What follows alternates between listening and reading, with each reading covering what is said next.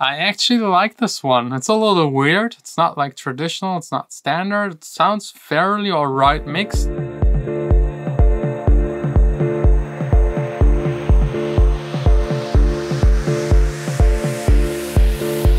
Hey guys, welcome to the studio. Today I'm even more alone than usually. Due to the virus crisis, the team is cut in half and my screen is missing. Look at this, empty, nothing. Like the ultra wide one that I used to have is gone because I'm getting a new upgrade. I'm getting a new ultra wide screen for the A studio. As you know, reconstructing the entire studio upstairs. Still looks like a mess. No update needed. You didn't miss anything. Today's video is track submit edition. As you know, the one thing once per week where you guys send me songs, I listen to them, give you feedback as well as the entire community. And today I want to answer like actually the most asked questions about these videos. As you know, I screen record usually your SoundCloud profile with the song. I capture the audio internally and I'm always displaying Span, my favorite analyzer.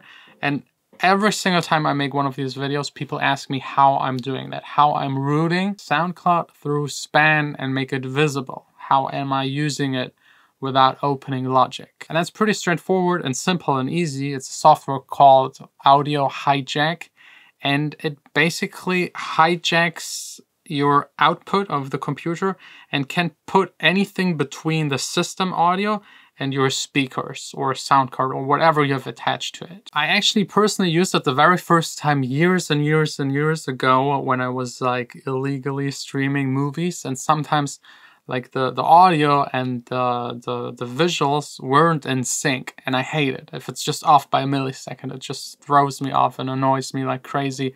So I inserted a delay plugin to delay the audio track by a couple of milliseconds. So you can basically use any VST or AU plugin effect in that software and put it between the output and your internal source. So it's really great to also record audio.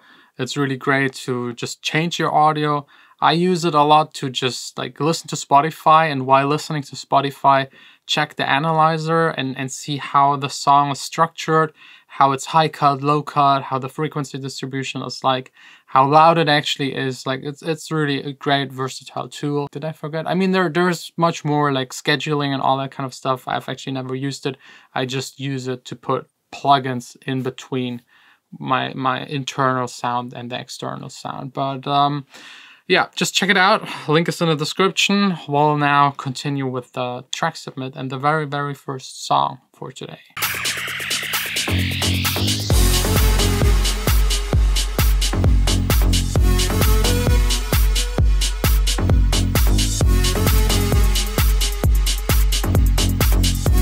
By Auditor Swingers, a nice club track, very groovy. The bass line just plays here and there, very funky. I actually like it.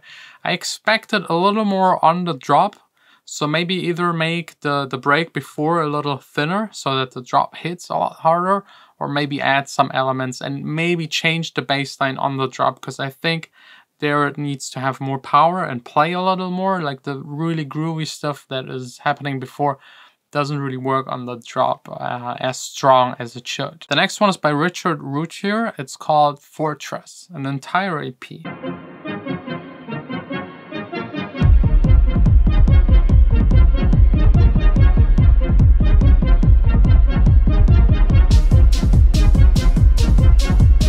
A very dark and, to be honest, very dull song. So I think the thing I would change first would be the top end. Increase the top end, add more elements that have top end in it. I get it that people want to have like really dark songs, but this is already too dark. It's dull. There's like the top end missing. You need that top end to compare it to the low end, and this way make sure that the listener knows it's a dark track. If it's the entire time dark, your ear adapts and kind of like introduces the high frequencies. Your brain does that for you if you listen for a long time to tracks like this. So have some bright elements in there, like pop in, pop out, and whenever they pop out, you feel the darkness even more. I think that's like a way more interesting approach, like having more contrast and change in that song. I can imagine what this could be. I don't want to miss this opportunity. work it out.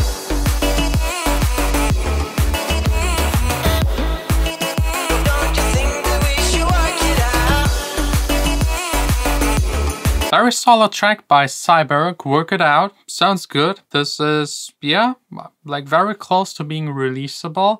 I like the vocals. Don't know if they're like spliced vocals, sampled vocals or whatever. But in general, fully mixed, fully arranged song. I think, yes, it could improve like by 5 to 10% mixing wise, like getting more out of the sounds and like selecting even better samples, but definitely on the right way.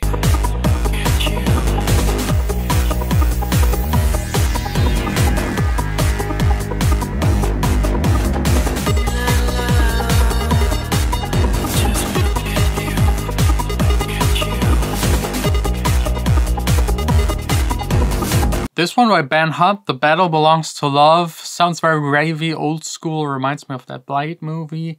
Perfect for these kind of occasions. Balance is alright. I think here the improvement could be like separating by cueing a little more.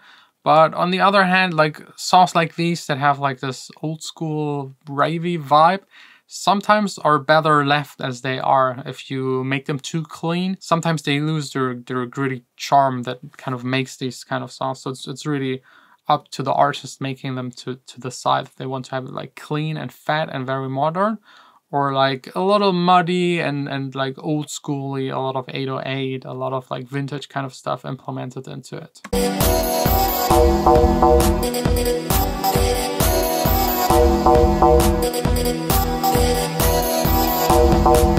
By Skyfollow Music Horizon, a very unbalanced mix, to be honest. Like, you can just see it in the graph and the analyzer. There are things sticking out here and there. You need to control it, like compress it a little, make sure that elements that like just pop out of the mix, that they're embedded, use a little reverb, lower them in volume, maybe pick other elements that just fit better together. But I have to say that that bass that pops in and out every once in a while sounds really fat.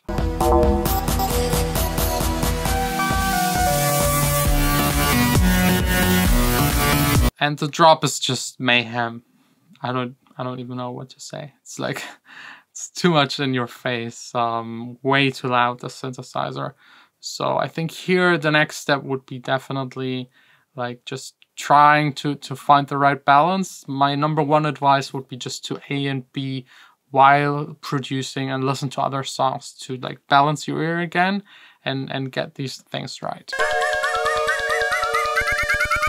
We need a beat.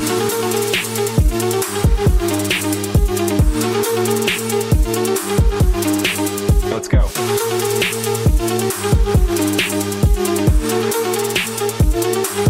Spin it again. I actually like this one. It's a little weird. It's not like traditional. It's not standard. It sounds fairly alright mixed. Sound design is interesting. And that vocal that just pops in, like, it's way too loud actually, but it has a certain something to it that it's loud. It catches your attention. It's really interesting.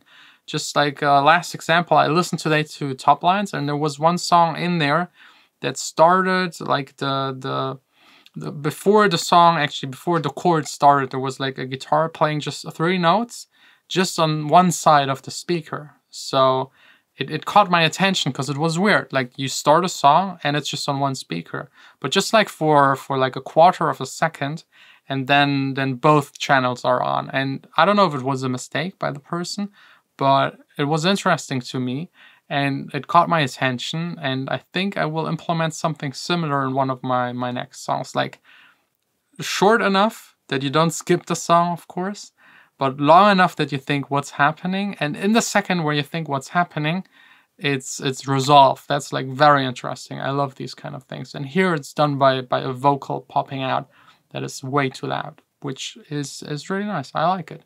So that's pretty much it. Thanks a lot for watching. If you have any questions, leave them down below in the comments. If you want to submit your song, first link in the description. And we'll probably do another episode in a week or 2. Tomorrow, hopefully unboxing a new monitor and continuing building the A studio upstairs. It's too messy right now. I can't share. Like, it's no.